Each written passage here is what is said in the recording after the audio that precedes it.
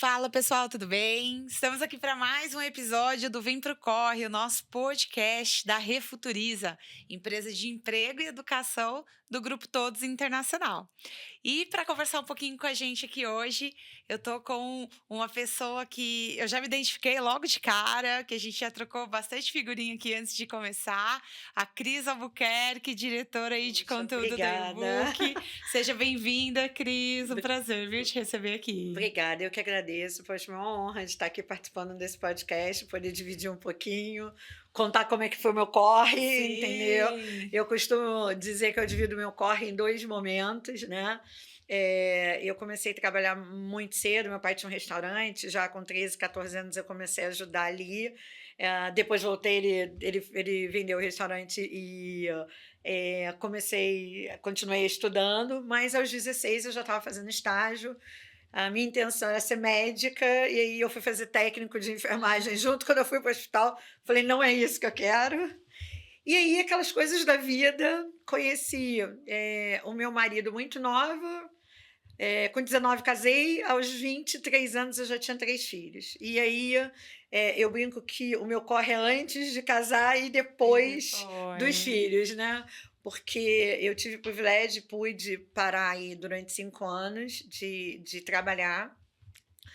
Acho importante até tocar nesse tema, né, a gente que é mãe, quando a gente se torna mãe, a gente vive sempre esse dilema, né, é o filho, a gente quer estar ali, tomando conta da cria, vendo os primeiros, né, passos, a primeira palavra, a primeira tudo, e você tem que estar na rua também atrapalhando, defendendo para tentar dar o melhor, pra ele. Tem sempre um sentimento de que depois que a gente se torna mãe, principalmente quando a gente trabalha fora, eu acho que tem sempre um sentimento de culpa, né, de que a gente Sim. está deixando, alguma coisa, mas eu consegui conciliar de forma que o meu mais velho estava aí com uns 5 aninhos, quando eu voltei ao mercado de trabalho.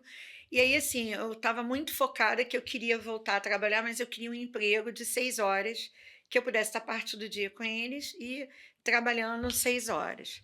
Aí, assim, abri o Globo, sou do Rio de Janeiro, olhei lá, tinha vaga, um processo de seleção para operadora de telemarketing, do jornal o Globo, para vender assinatura de jornal. Fui para uma fila, já era, assim, setembro, sabe, um solzinho daquele Calor já do Rio do de Janeiro. exatamente.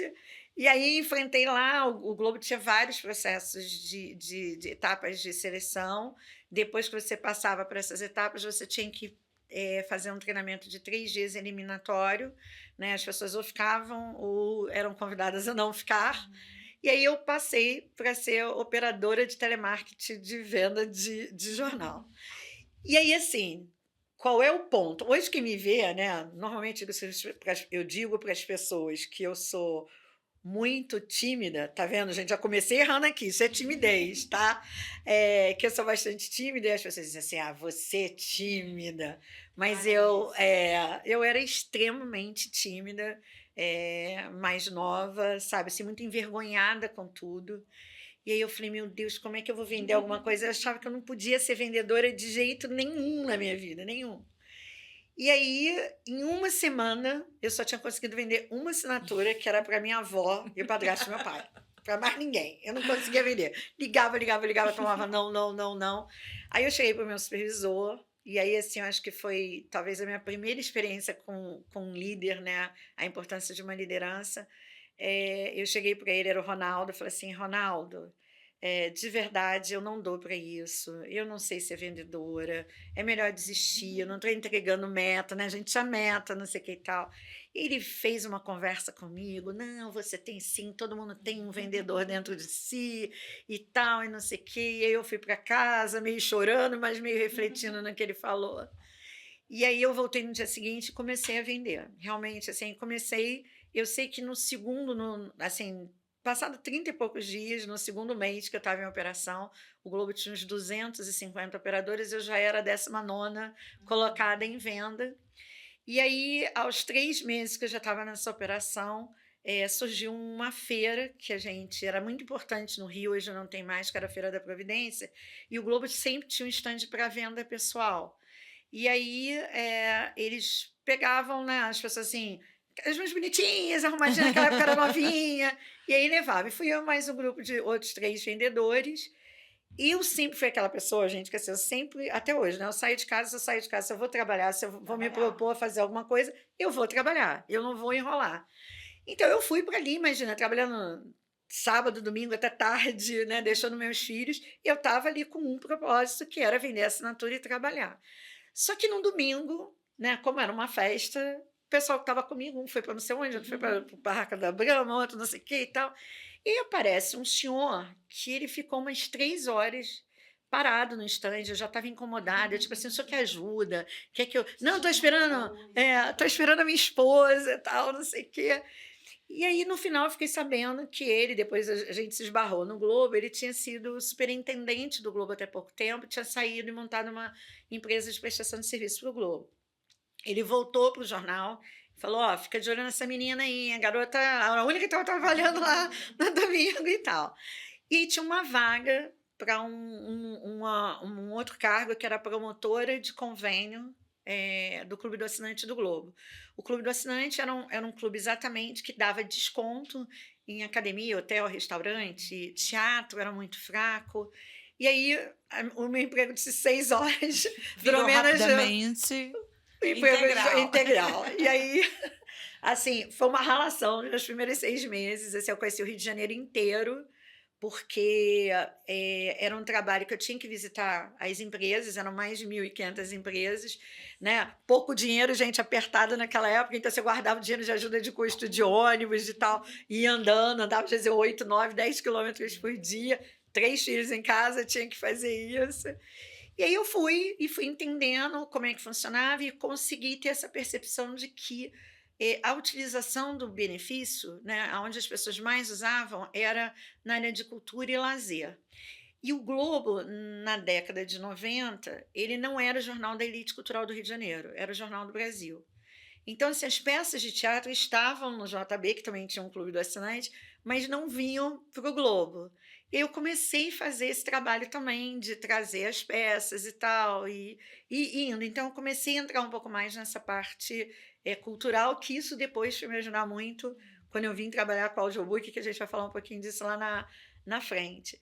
E aí, assim, fui tocando esse trabalho, que foi muito legal, e aí eu tinha uma coordenadora, que ela era uma jornalista, a gente publicava também um jornal uma vez por mês, ia para a redação toda semana, porque tinha que botar lá debaixo dos tijolinhos, né, do jornal qual era o desconto e tal. E ela, de uma hora para outra, resolveu pedir demissão, porque ela tinha um projeto novo. E aí eu me lembro que ela me chamou, falou: Cris, foi a primeira pessoa a saber. Ela falou: Olha, Cris, vou pedir demissão, recebi um convite para um projeto bacana, estou indo para São Paulo e tal, e eu vou indicar você para assumir a coordenação do Clube do Assinante. Eu falei: Pô, Vani, mas você acha que eu estou preparada, né? E tal. Eu não tinha, ia fazer 2 anos ainda de jornal. E aí ela falou: Não, eu vou conversar, estou indo agora falar com o Hélio, que era a nossa superintendente, né? E vou conversar com ele e vou pedir para promover você. Eu gosto muito de contar essa história, principalmente em treinamento, porque eu vou fazer uma pausazinha, não é autoajuda, gente, não é. Mas é que eu digo como uma decisão, como um posicionamento da gente pode transformar a trajetória de carreira da gente. E de vida, né? E de vida, consequentemente. Com certeza, assim. Ela saiu, ela me comunicou que ia pedir demissão antes de todo mundo. Foi na sala desse meu superintendente. A gente tinha sempre uma reunião de manhã, que a gente chamava que era Bom Dia, Hélio, que ele reunia todos os gerentes e os coordenadores para dar o tom do dia, né? A área que a gente trabalhava. Era a que a gente chamava naquela época de circulação, hoje é mercado leitor. Então, ele era superintendente da área que vendia jornal em banca, assinatura, atendimento ao cliente. Essa era a área que a gente estava lotada dentro do Globo. Aí ela saiu, foi para a sala dele, saiu, me chamou na sala de reunião, falou assim: eu tô pau da vida, caramba, fui falar com o Hélio. Aí o André, que é meu amigo, irmão até hoje, que era um dos gerentes, que foi responsável pelo Clube do Assinante, e que foi quem me convidou para ir ser promotora. Os dois falaram assim: não, olha, a gente adora a Cris, a gente gosta, mas a Cris é muito é meio tímida, eu não sei, a Cris não vai ter pegada para assumir uma coordenação, que uma coordenação você tem que ter mais postura, tem não sei o quê, não vamos colocar ela num lugar não. E ela me contou muito chateada, porque ela achava que eu tinha, ela estava no dia a dia comigo, e ela achava que eu tinha total perfil para assumir essa vaga. Bom, aquele negócio, eu sempre trabalhei pelo muito com foco no conhecimento. Eu nunca, até hoje, tá, gente? Quando eu entrei no e-book foi a mesma coisa. Eu entrei aqui, eu quero fazer meu trabalho, quero fazer ele da melhor forma possível, eu quero aprender, eu todo dia estou aprendendo alguma coisa. Eu não sei ficar num lugar que eu não esteja aprendendo, crescendo, conhecendo coisas novas. Eu tinha que fazer o meu trabalho e o da Vani, que era essa minha coordenadora, porque ela literalmente ela saiu assim, coisa de menos de uma semana. Então eu comecei a chegar mais cedo, mesmo sabendo desse posicionamento, para fazer o que ela fazia e para fazer o que eu tinha que fazer. E fui tocando o barco. Ela saiu em setembro, estavam fazendo 2 anos que eu estava no Globo, 2 anos que eu tinha entrado no Globo. E aí, eu lembro que dia 3 de novembro era o dia do meu aniversário. O Hélio, que era esse meu superintendente, me chamou na sala. Eu cheguei, ele me chamou, já fui morrendo de medo. Né? Eu falei, meu Deus, será que eu fiz alguma coisa errada? Eu vou tomar bronca. Bem nessa vibe. E aí ele falou assim: parabéns, esse é seu aniversário hoje, não sei lá. Você está promovida, você é coordenadora do Clube do Assinante. E aí eu, com 28, ia fazer 28 anos, 27 para 28 anos, sem faculdade, porque eu fui fazer faculdade depois, aí que eu comecei, né? Que eu fui buscar faculdade com 3 filhos, tendo ficado 5 anos em casa.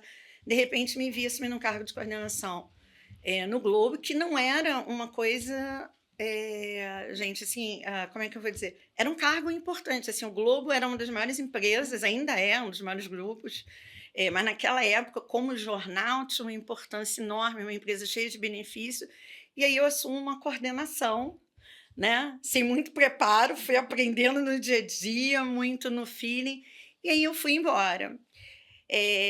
Depois de 8 anos no Globo, eu já estava meio que fazendo a mesma coisa há 2, 3 anos.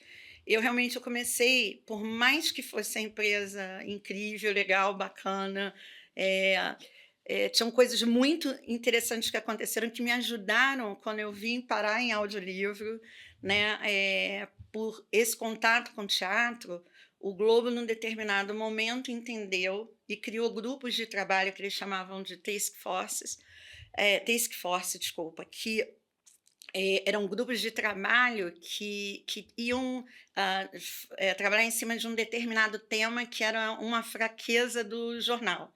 Né? Então, eles fizeram o que eles chamam de SWOT análise, oportunidade, ameaça, né? E aí formaram esse grupo que era o gerente de marketing, o gerente de publicidade, a editora do caderno de cultura do Rio Show, que era um caderno que saía na sexta-feira, a gerente de promoções, que era a Ana Luísa Marim, que era a sobrinha do Dr. Roberto, e aí tinha eu aqui, que era a coordenadora, né?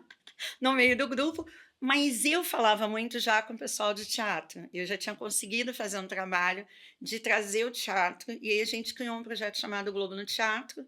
Depois desse projeto veio o Globo na Literatura, o Globo na Dança, e aí eu me envolvi muito nesses 8 anos em cultura.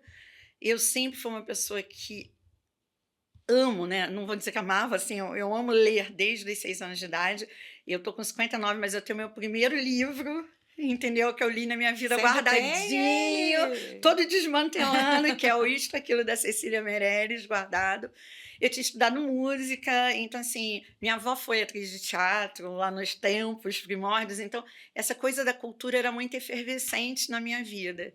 E eu pude trabalhar com uma coisa que eu gostava muito. Mas eu comecei a fazer a mesma coisa, a mesma coisa, a mesma coisa. Eu não conseguia me ver crescendo. Depois que você chega numa coordenação, para você subir para uma gerência numa empresa como era o Globo, que as pessoas ficavam muito tempo, era mais difícil. E não era a questão do cargo, era a questão de desafios, né? De você estar aprendendo. E aí, esse meu superintendente tinha um negócio que ele estava montando na época, que era uma concessionária de automóvel, que não tinha nada a ver comigo. Eu não gosto de carro até hoje, tá, gente? Não sabia nem botar água no meu carro. Ele me chamou, mas eu gostei do desafio de novo. Eu lembro que meu pai ficou um mês sem falar comigo, porque ele disse que era uma louca de pedir demissão do Globo. Mas eu pedi, e falo de novo, não me arrependo.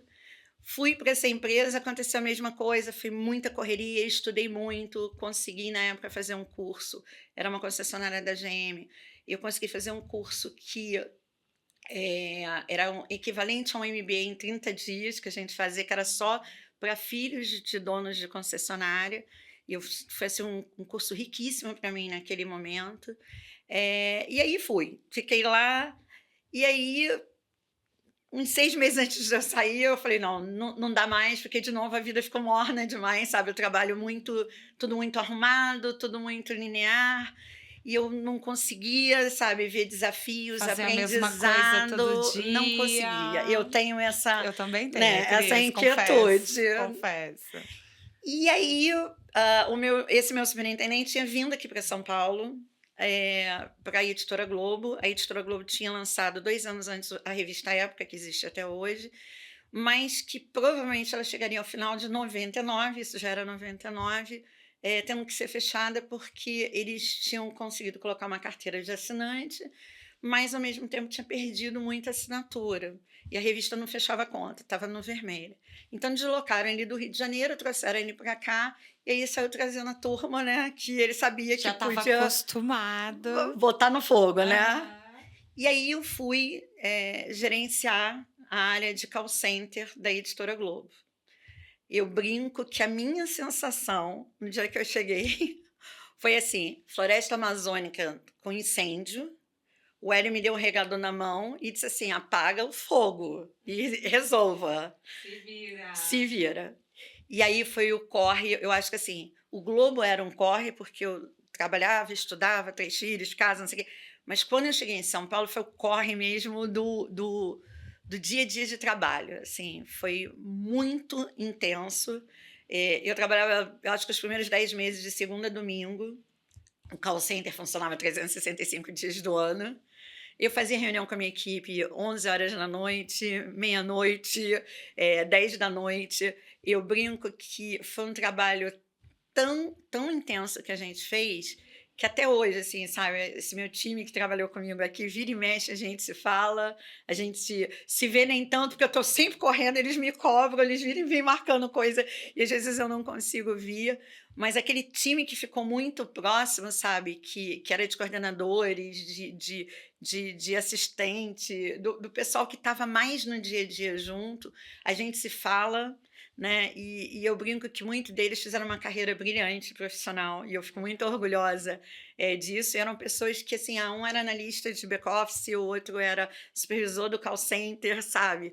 Mas a gente foi muito transformador, porque, eu saio de uma área cultural, de uma gestão de uma concessionária, e caio numa área que tinha que conhecer tecnologia, porque a gente dependia de sistema, e eu tive que trabalhar muito o processo, muito a parte de recursos humanos, e eu me apaixonei de verdade, por esse trabalho. Eu acho que, assim, depois do que eu trabalho hoje, que eu amo muito, que é o audiobook, eu acho que a área que eu mais gostei de todas as experiências profissionais que eu tive foi trabalhar como gestora de uma área de call center.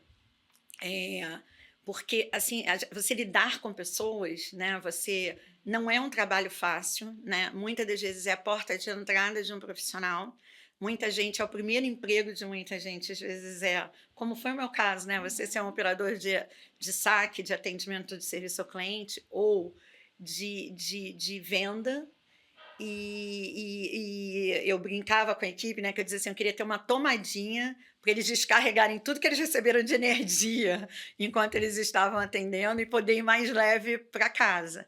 Então foi uma área que me exigiu também, trabalhar muito essa parte do recursos humanos, como campanhas de incentivo, ginástica laboral, a gente fazia meio que festa para tudo, sabe assim: "Ah, coelhinho da Páscoa", então é feita a central toda de coelho da Páscoa. A gente fazia coisas para poder, sabe, criei sala de descompressão, tem uma coisa, assim, muito engraçada que engraçada e triste, né. Eu falo assim, eu implementei uma coisa que eu vi, que a GM fazia no chão de fábrica da GM, eles criaram um negócio chamado emocionômetro. Então, assim, quando os funcionários da fábrica iam bater o ponto, eles tinham que sinalizar como é que estava o estado de espírito deles naquele dia. Humor, né. o humor. Aí eu criei um cubinho, então que você tinha lá, tô triste, tô chateada, tô com raiva, tô para você colocar, mas que o objetivo da gente era simplesmente assim, se você tá chateado, se você tá triste, vamos conversar ou vai até para casa. Porque muitas das vezes, né, no atendimento, você está ali com o script direitinho, você está tentando ser educado, mas você está com um sentimento interno tão complicado que quem está do outro lado. Sente, sente. E aí a pessoa diz que você atendeu mal. E não é, você está fazendo tudo bonitinho. Então, a gente implementou esse Legal. emocionômetro, que foi uma coisa assim, bem bacana. Então, a gente tentava manter esse grupo muito unidos, né?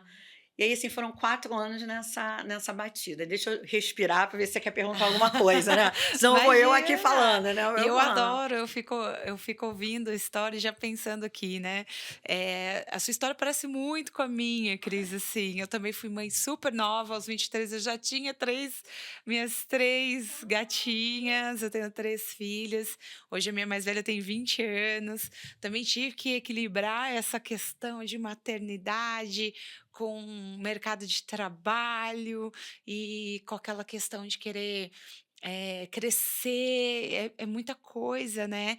E aí um gancho que eu queria pegar é exatamente disso, assim, Cris, é a realidade de muitos brasileiros, essa de equilibrar muitos pratinhos, né. Então, poxa, você, né, é filho, é casa, é o casamento, é a família, é o trabalho, né, é o desenvolvimento, é estudar, eh e muita gente acaba entrando no piloto automático disso, né, Cris.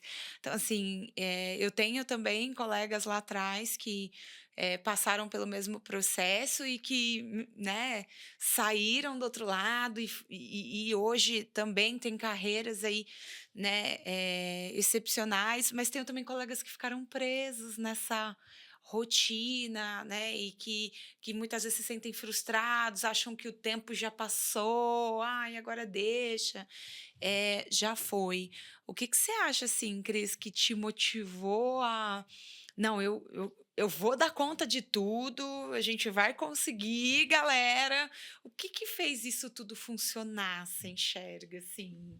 Eu acho que, eu acho que tem uma coisa que eu aprendi um pouco, assim, né, lidando com pessoas, que existem características muito pessoais também, né, e objetivos, né.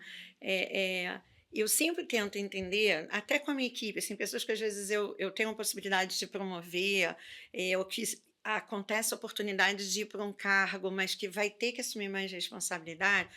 Já aconteceu, sabe, assim, pessoas brilhantes que trabalhavam comigo e dizem: "Cara, eu quero te promover para gerente, mas aqui tua vida vai ser isso, isso, isso, isso, Hum, isso, isso". E a pessoa dizer para mim assim: não "Eu não quero. quero". Aham. E eu tento entender isso, porque eu acho que vem muito, primeiro, do que a gente recebeu.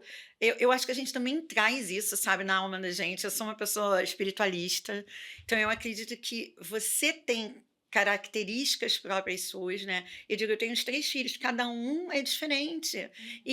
Assim, os inputs que eles receberam de formação educacional, de amor, de carinho, de incentivo, foram os mesmos. Mas por que que um age de um jeito, outro do outro, outro do outro? Eu acho que também tem uma coisa que a gente traz, na alma. Eu não sei, assim, eu sempre fui uma pessoa muito inquieta desde nova, né, eu fui uma adolescente que estudava um monte de coisa, eu nunca gostei muito de dormir, então, assim, eu tenho umas características, né, eu tive um chefe que ele dizia assim: "Eu tenho que saber o que que se toma ou o que corre na Eu sua ouço veia". bastante isso, viu? Eu A ouço gente não, porque a bastante. gente consegue equilibrar, é lógico, né, isso tem, né, você não consegue fazer tudo perfeito, não Uhum. dá, alguma coisa você vai, algum pratinho vai cair, mas assim, você está sempre na busca, né, de que vai funcionar. Eu acho que talvez o que tenha me levado é que eu acho que sempre vai dar para fazer. Tem uma outra coisa que a minha equipe costuma também muito reclamar de mim. Eles dizem assim: "Não existe não para você, né?". Eu falei: "Gente, realmente, para mim não é a morte, assim, né, a morte Uhum. morreu, eu não tenho o que fazer". Mas, assim, enquanto tiver uma possibilidade, enquanto a gente puder pensar numa forma de fazer diferente, e eu trago isso para minha vida, pessoal também, né. Uhum. Eu não vou dizer que a gente não fica cansada, claro que fica, tem hora que se estressa, né, tem hora que Uhum. acontece de tudo, mas assim, eu não sei, eu consegui, eu acho que sempre, eu poder ver que eu realizei mais do que, a remuneração, lógico que ela é importante, o reconhecimento é importante, mas sabe, assim, que você conseguiu por exemplo, agora a gente está focado em inteligência artificial, né, o mundo está Uhum. aí, tá aí te barrando nisso, a gente está tendo que estudar na área que a gente trabalha na Yobook hoje, com a área de conteúdo, e isso é uma coisa que está no meu dia a dia, não dá para eu dizer assim: "Não, esquece, Não daqui a vou depois pouco para isso. eu vejo", não tem como.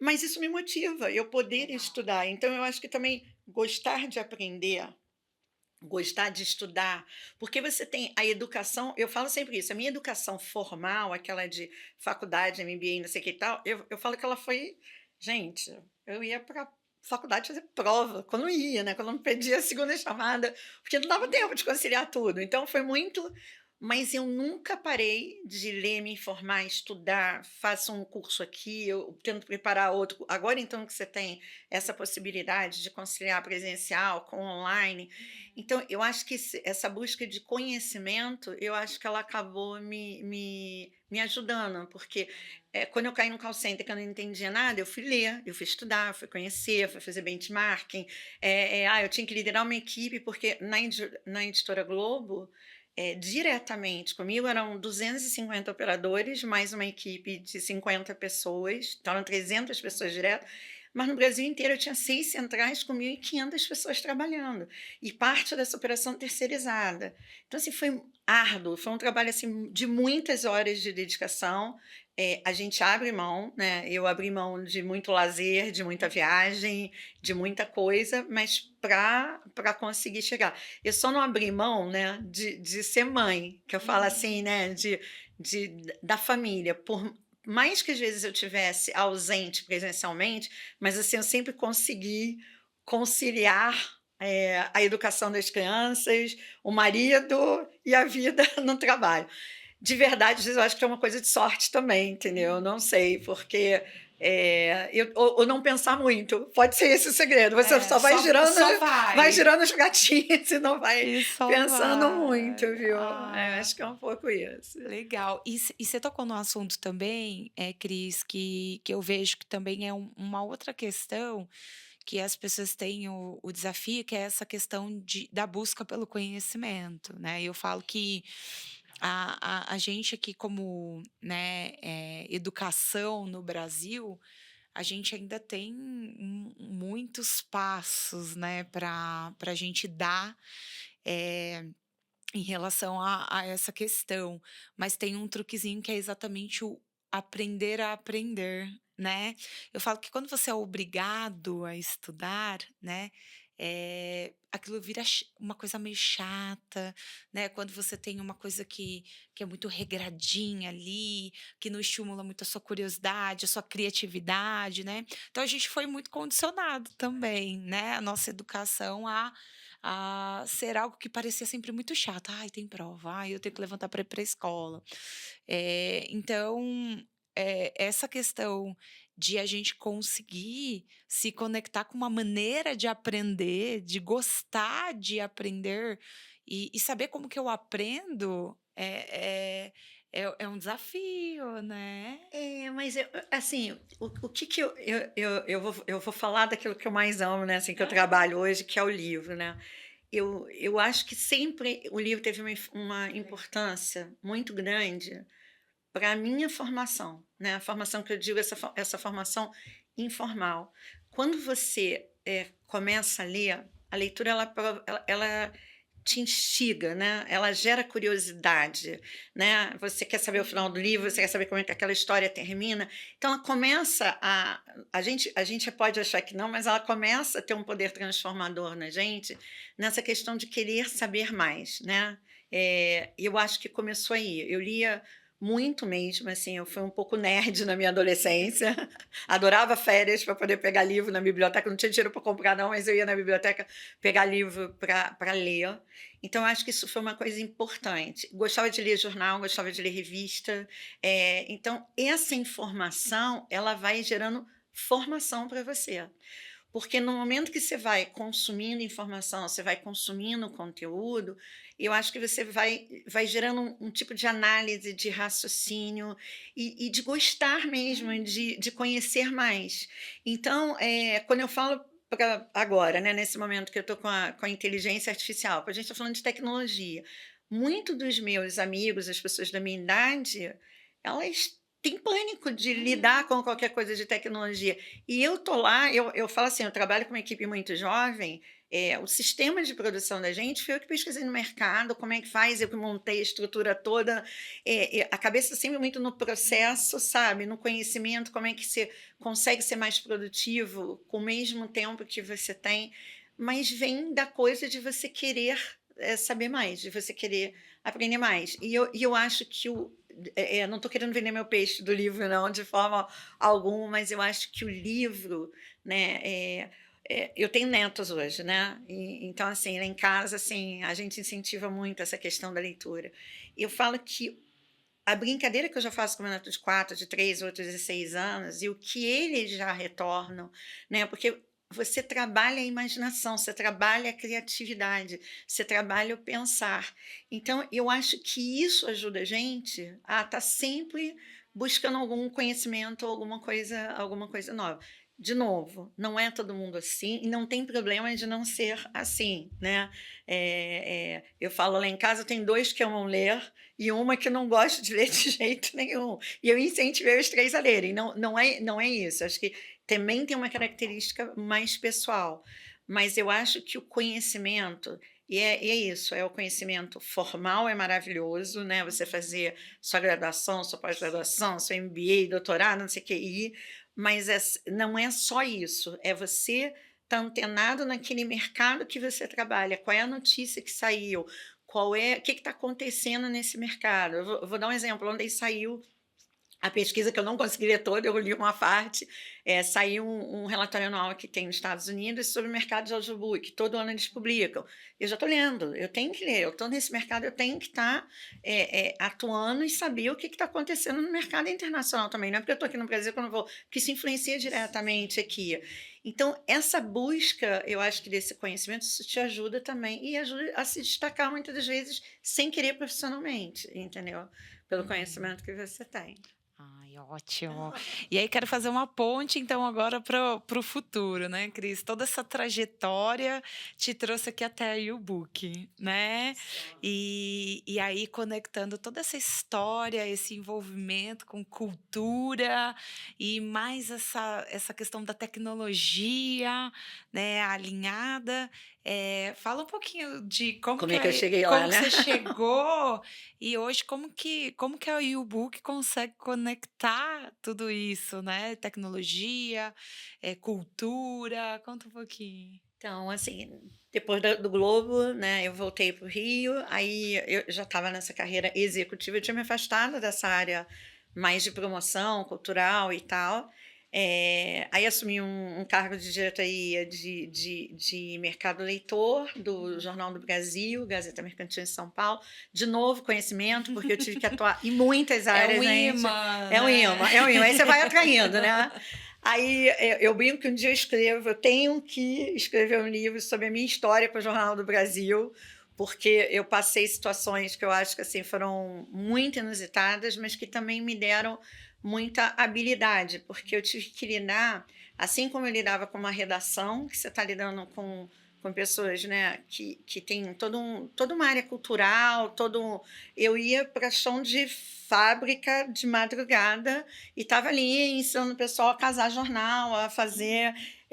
Eu vivi mundos que eu brinco paralelos, né, mas que foram extremamente enriquecedores, porque com todas as pessoas que passaram pela minha vida, né, eu falo assim, eu posso ter deixado alguma coisa, mas eu recebi muito mais das pessoas com quem eu trabalhei, porque quando você compartilha seu conhecimento, você também recebe, né? É uma história de vida, um exemplo, né? Eu falo assim, às vezes a gente acha que a nossa vida é dura e você olha ali e fala assim, nossa, olha só aquela pessoa, ganha tão pouquinho, mas olha o carinho, né? Olha o cuidado com que ela está se dedicando ali para o que ela está fazendo. Então, eu tive essa oportunidade. E aí, assim, o Jornal do Brasil foi uma loucura mesmo, foram 5 anos que se corre existe, ele corre era ao cubo, gente, porque os meus filhos têm pânico de ouvir aquele pipi do Nextel, sabe? Porque eu saía do jornal meia-noite, às vezes 11, meia-noite, até 3 da manhã meu telefone tocava, porque eu cuidava de gráfica, eu cuidava de distribuição logística, passei alguns anos novos, assim, passava em casa, 20 minutos depois eu estava saindo para a gráfica por causa de rodada especial. Então, assim, foram anos de intensidade até uma hora que eu falei assim, não quero mais, porque eu comecei a ver algumas coisas na estratégia da empresa que eu não estava concordando, e eu também fui muito assim, eu sempre, né, eu tive a sorte, eu falo que isso é sorte, de nunca realmente ter sido desligada, assim, eu sempre, quando eu entendi que ou eu não estava mais motivada, ou eu estava precisando de um desafio novo, eu pedia para sair independente de eu ter filho, da carreira que eu estava fazendo, eu nunca tive medo de encarar o novo. Isso eu acho que também foi uma coisa, para mim, transformadora. Porque eu acho que é muito, né? Outro dia eu tive uma pessoa que eu conheci, muito jovem, e ela falou, não, porque não sei o que, porque eu estou muito triste aqui, estou trabalhando, não sei o que. Eu falei, não faça isso com a sua vida. Não faça, por favor, não faça isso com você. Porque eu sei que a gente precisa do salário, a gente precisa. Eu dependo do salário, gente, como todo mundo que está me ouvindo aqui, tá? Eu não tenho vida boa ainda para mim, não, entendeu? Eu tenho que ralar para ganhar o meu dia a dia. Obviamente, hoje, né? Não como era há 20 anos atrás, há 30 anos atrás, mas eu preciso trabalhar. Mas eu acho que você trabalhar naquilo que você não gosta, ou numa coisa que você tem insatisfeita, você vai ser infeliz e você não vai conseguir nunca entregar o seu melhor. Porque eu sei que não dá para a gente trabalhar, né? Dentro da U-Book eu trabalho com tudo que eu gosto. Não, tem coisa que eu gosto, tem coisa que eu não gosto. Mas aí é a balança que você tem que ter em qualquer empresa. Mas você está infeliz, eu acho que é muito complicado, né? Então, eu acho que assim, eu me arrisquei um pouco, sabe? Essa coisa de dizer, não sei no que vai dar, mas vai dar em alguma coisa, eu vou na fé, porque eu preciso estar fazendo aquilo que eu gosto realmente, que faça bem para mim. Então, eu pedi para sair do Jornal do Brasil, e o CEO, na época, que hoje é um dos nossos conselheiros e sócios lá da U-Book, que é o Pedroso, ele sempre falava comigo, vem para cá, vem para cá, vem para cá. Aí, quando eu tomei a decisão de sair, falei com ele, e eu fui para cuidar de livro de bolso, que a Ediouro foi, na década de 50, 60, a Ediouro foi a grande percussora em livro de bolso. O livro de bolso é um livro mais popular, ele é um formato pequenininho, né, com papel de mais baixa qualidade, não tem orelha, o custo do livro é menor. Eu tinha lido muito das histórias na época de escola, né, nesses livrinhos, que era a coleção Curió, que a Ediouro tinha.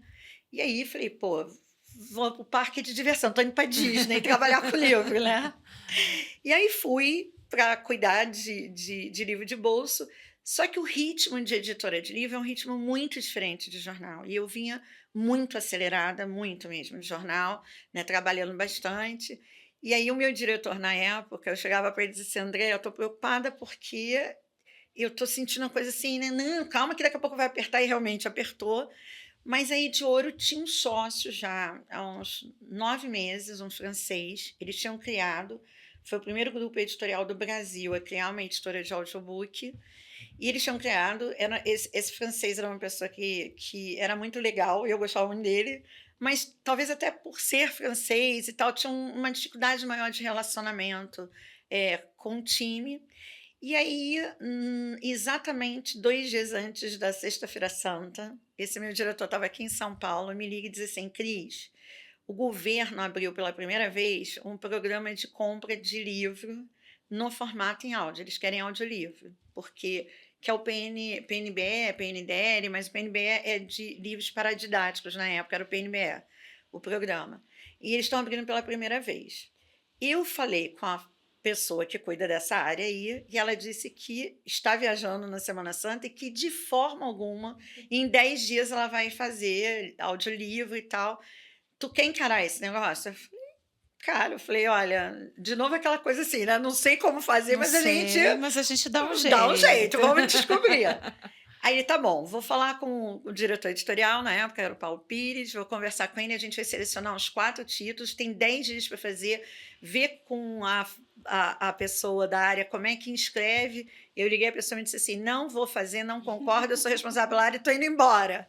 Aí eu: "André, tem alguém que eu posso pegar informação?". Ele falou: "Tem, liga para a editora". A gente tinha uma editora que era a Nova Fronteira, que era do grupo, tinha outra pessoa lá que fazia isso, que era o Elson na época.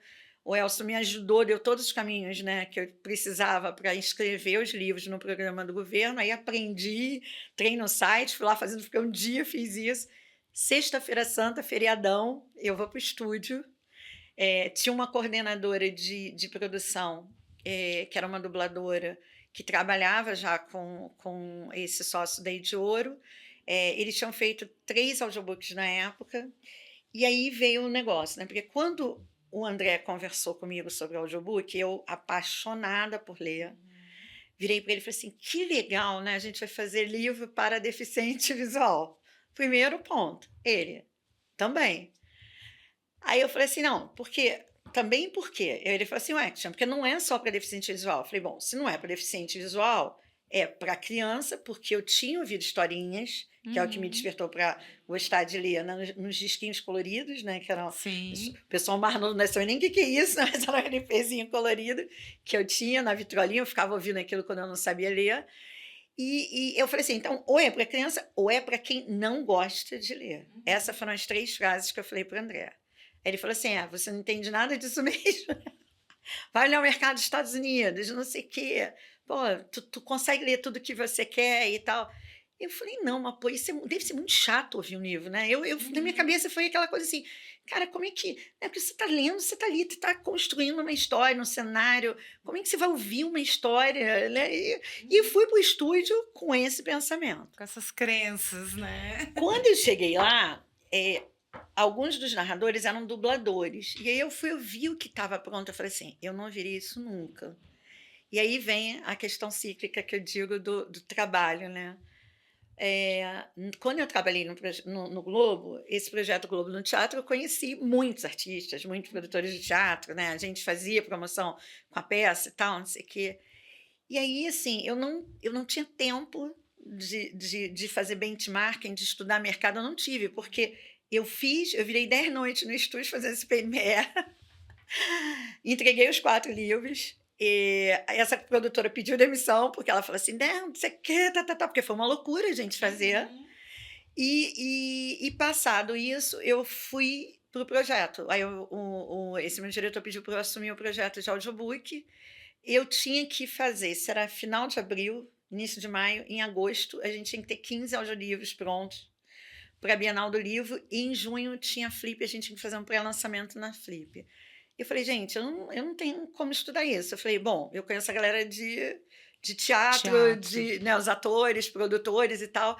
Aí esse sócio da editora falou: "Não, já tentei todos, eles cobram um absurdo, não sei o quê". Eu falei: "Bom, vou conversar com quem eu conheço".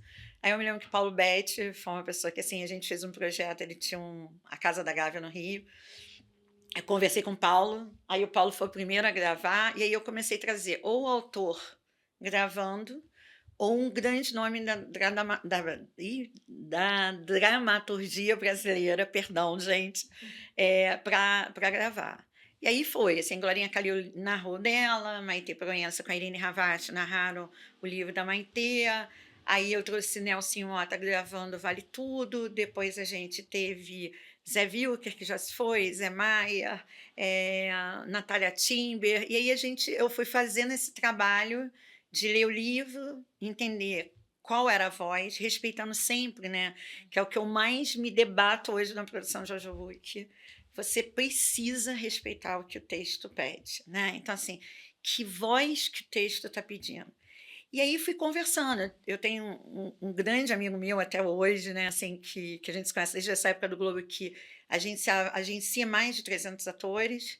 Então ele foi uma das primeiras que eu bati na porta. Eu lembro que quando eu cheguei com a minha proposta de remuneração, ele falou: "Você tá maluca? Tu tem ideia quanto ator ganha?" Eu falei: "Gente, isso é livro, o livro não tem dinheiro, por favor". E aí as pessoas foram gostando, os atores, eles acabaram, gostando de fazer esse projeto, porque assim, às vezes é um exercício, principalmente quem faz teatro, é um exercício, né, em voz alta, assim, você está Uhum. exercitando a sua voz. E aí comecei a trazer, só que naquela ocasião que a gente montou o projeto ainda era CD, aí eu tive problema de distribuição, de colocação do produto na livraria.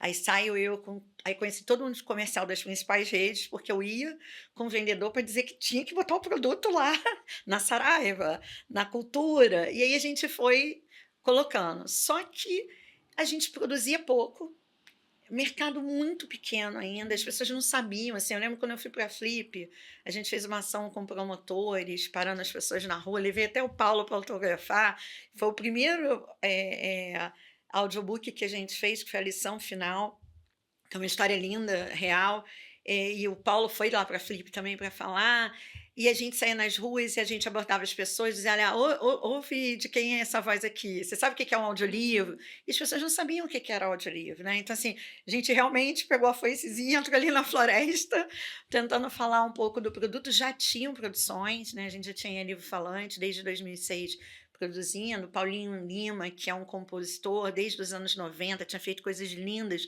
com Paulo Altran, Arlete Salles, já tinham coisas no mercado, mas muito pontuais, né. Uhum. E aí o que aconteceu, assim, a gente tinha o digital, tinha o download do audiobook, Sim. mas não tinha tecnologia. A música digital estava começando, quem pegou essa época vai se lembrar que o iPod até cabia mais coisa, mas naqueles MP3zinhos, às vezes não cabia um Uhum. audiolivro, porque tinha Sim. audiolivro de 30 horas, de 20 horas.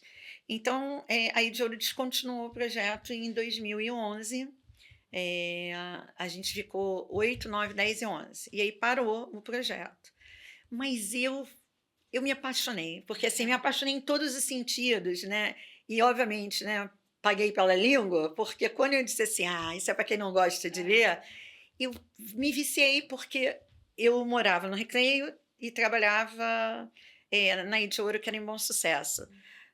Seria talvez mais ou menos aqui como você morar em Alphaville e talvez ir para o Morumbi ali, mais ou menos isso. Isso era 1 hora tranquilo no trânsito quase todo dia, né, que eu enfrentava 1 hora e 10.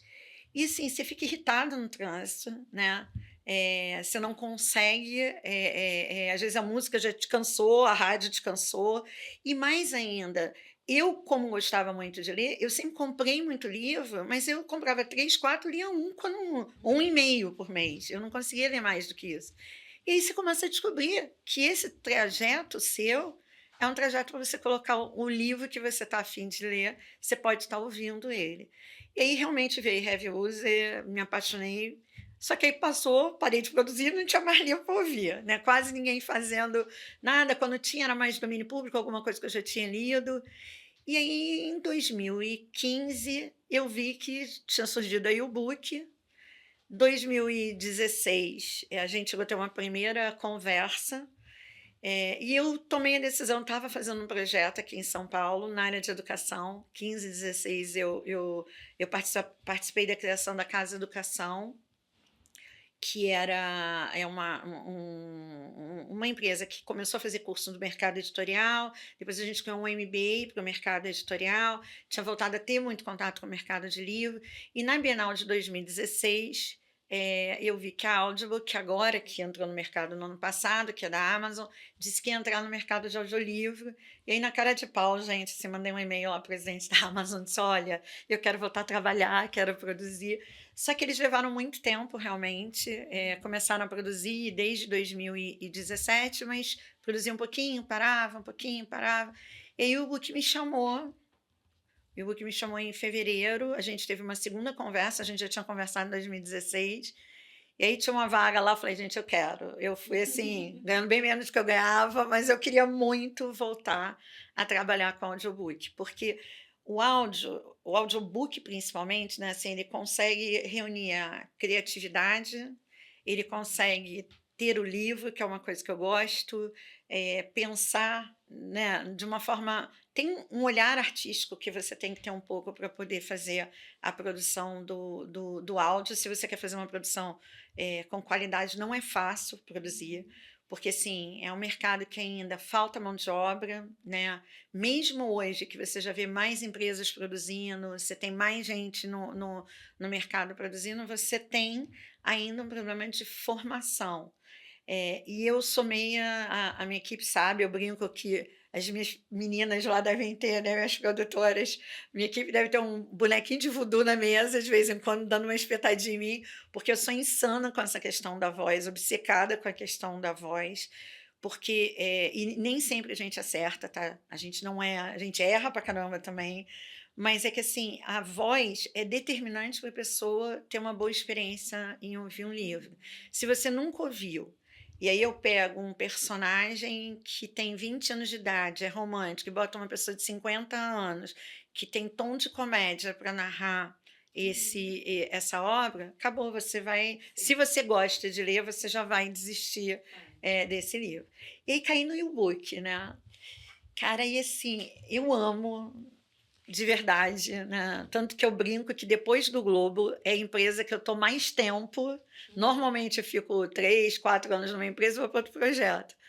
É a YouBook, porque todo ano a gente é uma nova empresa, a gente está sempre inventando alguma coisa. Eu entrei em 2017, a empresa tinha audiobook, fazendo produção, porque ainda passado, né, nós vamos fazer 10 anos agora, muitas empresas ainda não produzem, muitas editoras não produzem, porque é caro, porque é diferente de fazer um livro impresso. Então, o e-book, para ter catálogo, ele tem que fazer esse investimento na produção. E a gente tinha já a área de podcast também dentro da e-book, replicando o que tem no iTunes dentro do aplicativo. Para quem não conhece, vou falar um pouquinho da e-book. A e-book é um aplicativo para streaming, como é um Spotify, como é um Netflix, que você assina e você pode acessar todos os conteúdos de forma ilimitada, né? Eu brinco que é muito legal você poder trabalhar com um produto como você quer, que transforma a vida das pessoas. Porque quando você leva livro, quando você leva informação, porque hoje nós temos várias verticais de conteúdo, né? A gente começou lá com audiobook, podcast, que a gente não produzia, hoje a gente produz também.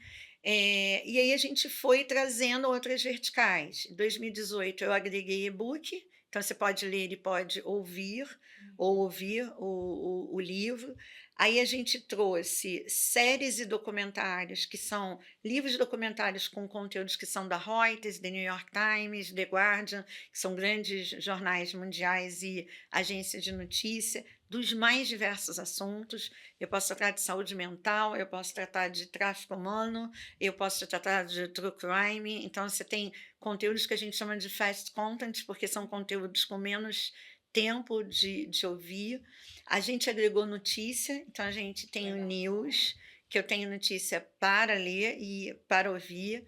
A gente tem jornal e revista, então tem Estadão em áudio, por exemplo. Eu tenho uma equipe de segunda a sexta-feira que grava o Estadão, as 6 principais matérias, grava o Globo, as 6 principais matérias, e de madrugada está lá, 5, 6 horas, para as pessoas poderem ouvir. A gente produz um jornal, que é o Diário de Notícia, 2 edições, de manhã e de tarde, com as principais notícias que aconteceram no dia, de segunda a sexta-feira. A gente tem música dentro do aplicativo, com playlists, uma rádio que roda.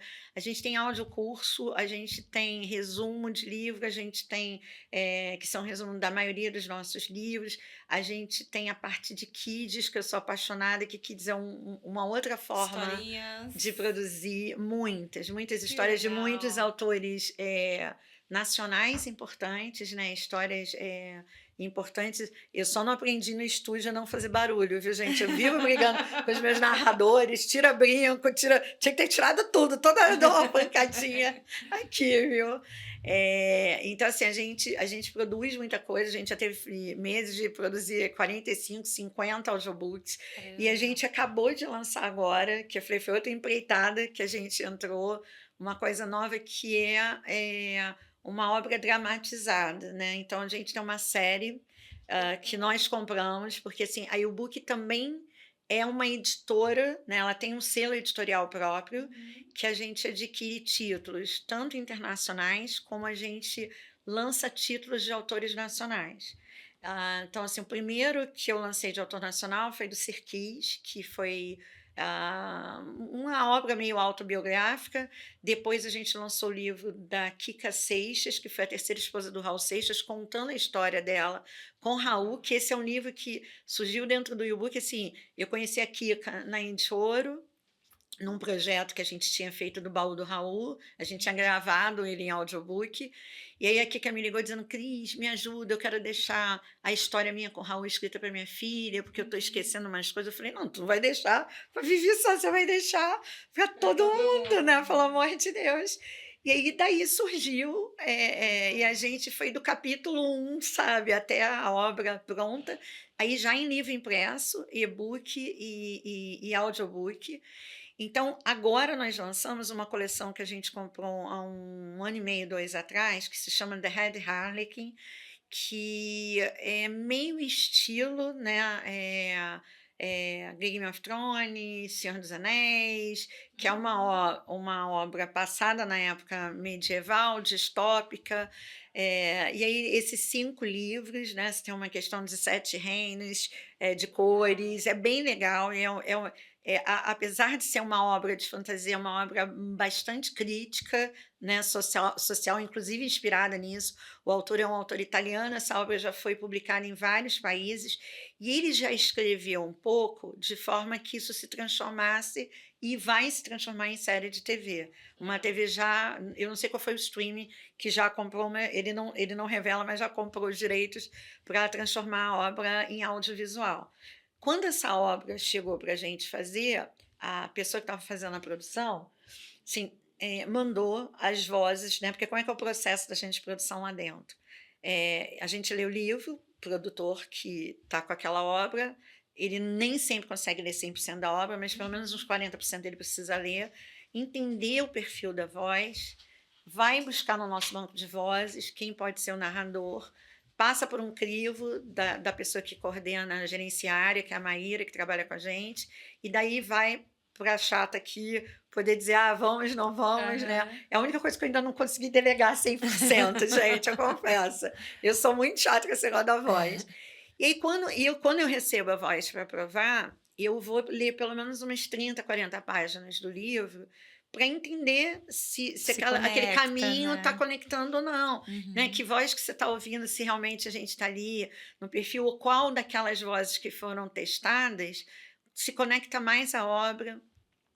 E quando eu comecei a ler a obra, eu vi que ela tinha falado uma voz, a gente tinha acabado de começar a estudar o mercado de audiodrama fora do Brasil. Né? Você tem empresas hoje, você tem inclusive aplicativos que só tem a obra em audiodrama. O que é audiodrama? Storycast, como o pessoal chama, ou radionovela, tá? Sim. Ou radionovela.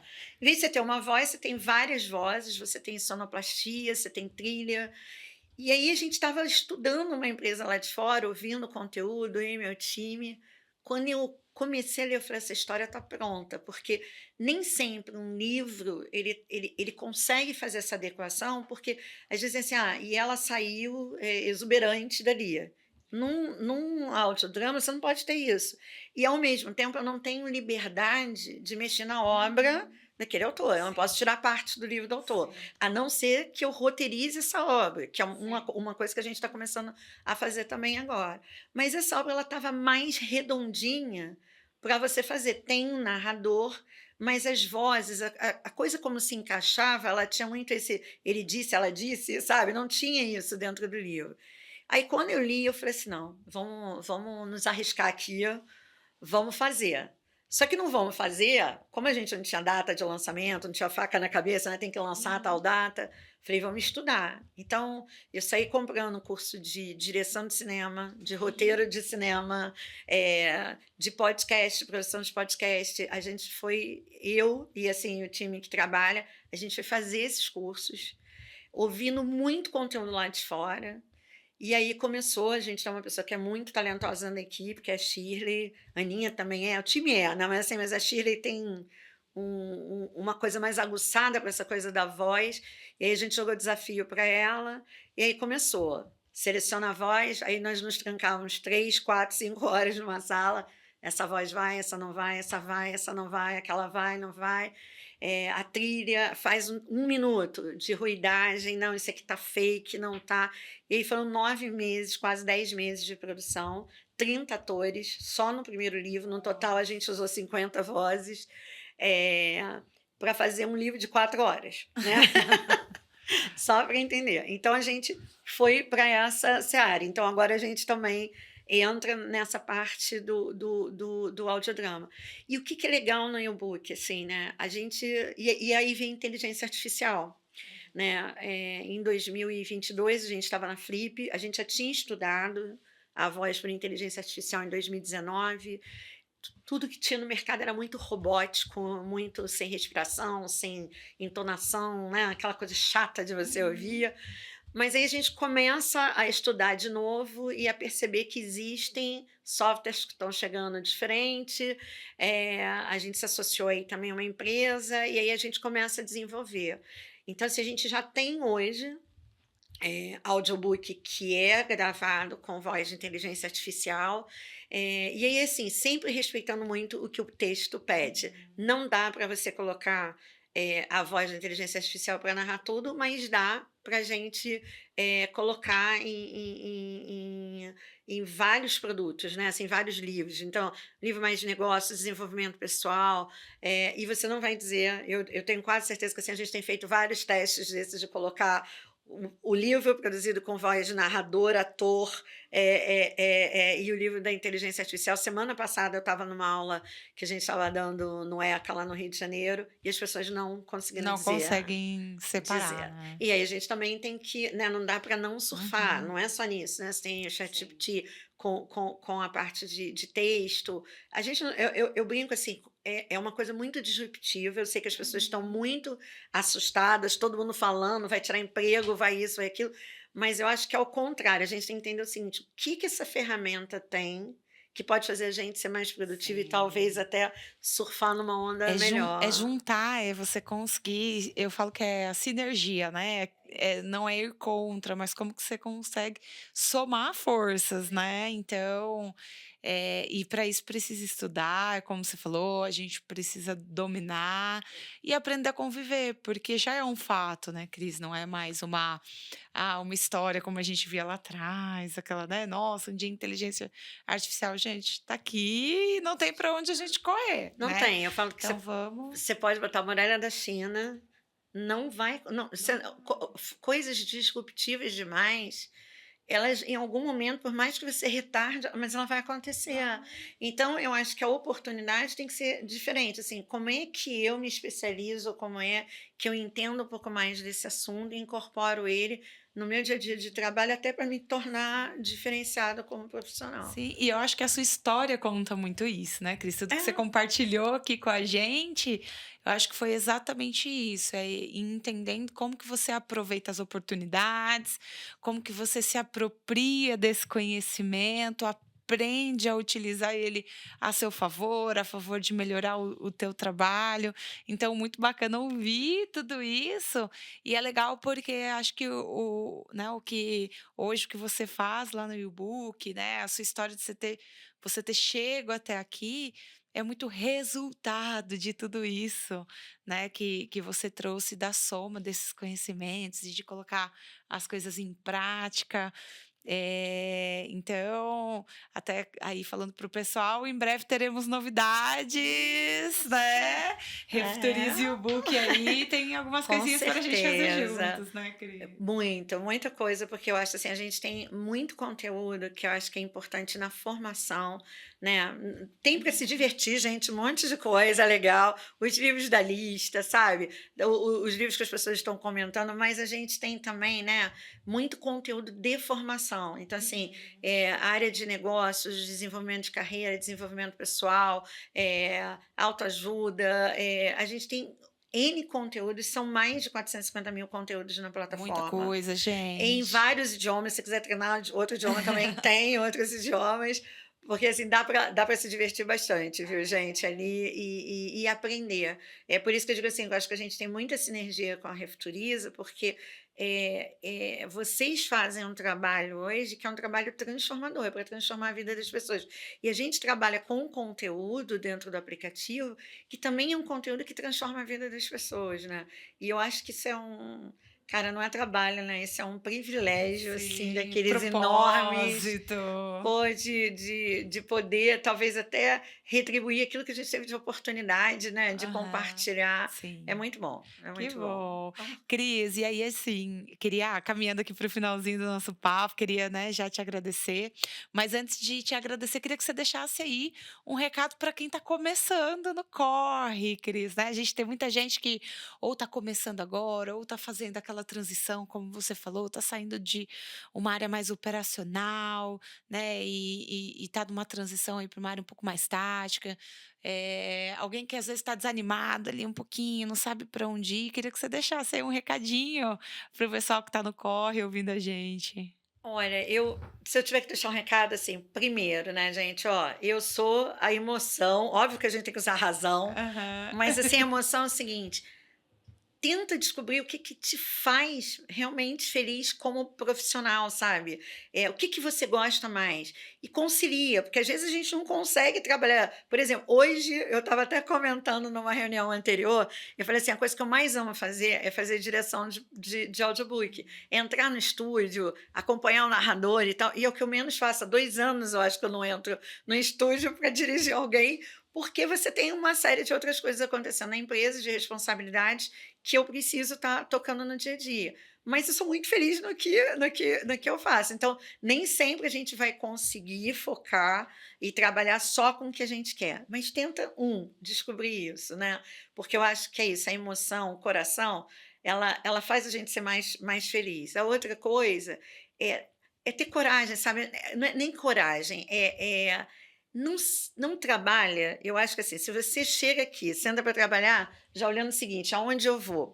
Eu quero ser o gerente, eu quero ser o diretor, eu quero as coisas não acontecem. Eu tenho uma música que eu gosto muito do Titãs, que é assim, que ela diz: "O acaso vai me proteger, enquanto eu andar distraído". Eu trouxe isso muito sempre à minha vida, né, assim, senta e faz o seu trabalho. Quem senta faz o seu trabalho, se dedica, faz com vontade, sabe. Eh, vai chegar em algum momento em um propósito, alguém vai perceber você, porque, esse envolvimento, essa dedicação, eu acho que isso é o ponto mais importante, né. Tá sempre aberto ao novo, tá sempre aberto a aprender, tá sempre buscando informação da área que você atua, não para, sabe, tem que estar correndo, por mais que a gente precise conciliar, obviamente, equilibrar os pratinhos, né, a gente tem que ter qualidade de vida, não é só trabalho, trabalho, trabalho, trabalho. Eu preciso, por exemplo, eu faço aqui a minha culpa, eu preciso olhar às vezes mais para esse meu lado aqui de qualidade de vida, mas é assim, tenta, equilibrar, né, as coisas, mas nunca deixa de se dedicar ao aprender. Eu acho que você aprendendo, você procurando estar antenado no que você está fazendo, parando para pensar como é que você pode melhorar o processo que você está, sabe, sempre fazendo uma reavaliação. Às vezes, a rotina, às vezes, engole a gente no dia a dia de tal forma, que a gente vai fazendo até no automático que você Sim. comentou aqui. Às vezes, quando eu começo a perceber que eu estou muito assim, eu tento sair, sabe, dessa situação e dar um olhar meio de helicóptero, assim, como é que está essa situação? Tem alguma coisa que eu posso fazer para Pra melhorar essa sair loucura que eu disso. estou, para sair disso aqui? Eu acho que essa autoanálise também, ela é muito importante para você reavaliar a sua conduta, entendeu? E assim, óbvio que eu não estou sempre sorrindo, né, gente? A gente tem problema pessoal. Se eu contar que um dia vocês vão até chorar a minha história. Mas assim, a gente tem que buscar. Eu sou uma pessoa de muita fé, né? E eu acho que às vezes assim, a gente está passando por um momento difícil, tem um chefe novo, mudou a gestão da empresa, tá com problema em casa, né, pô, vou ter eu lá que sair para trabalhar.